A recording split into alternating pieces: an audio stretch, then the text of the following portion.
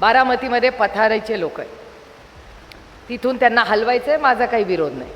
माझं म्हणणं आहे गरीब कष्ट करणारे आहेत, त्यांची आत्ता सगळ्या फळांच्या टोकऱ्या उचलून फेकून दिल्या आहेत. कशासाठी आहे? तुम्हाला त्यांना नाही तिथे जागायचं ना, तुम्ही त्यांना शिफ्ट करा, पण गरीब कष्ट करणाऱ्याला त्याच्या सामान फेकून देऊ नका. ती केळीचे फोटो आलेत, सगळ्या त्या केळीवरनं गाडी गेली आहे. मला सांगा, आपला गरीब देश आहे, बारामती सुंदर व्हावी, पण त्याच्यात जेवढ्यात पैसेवाल्यांचा अधिकार आहे तेवढ्या गरीब माणसाचाही अधिकार आहे.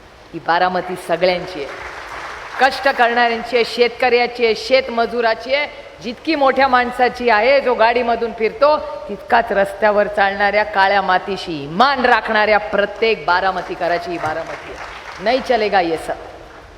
मी आता जाणार आहे, तो CEO कुठे आहेत मला माहिती नाही, पण नगरपालिकेला गरीब कष्ट करणाऱ्यांचे सामान फेकून द्यायचा अधिकार नाही. तुम्ही शिफ्ट करा, तुम्ही विनंती करा की बाबा हे तुम्ही तिथे नाही आहे, तुम्ही निर्णय तुम्ही नियम कायदे मोडताय, तुम्ही बाजूला व्हा. माझं काही म्हणणं नाही.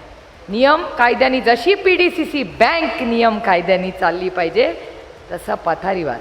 मग PDCC बँकेत असं झालं का? कुणाच्या सामान फेकून दिलं का?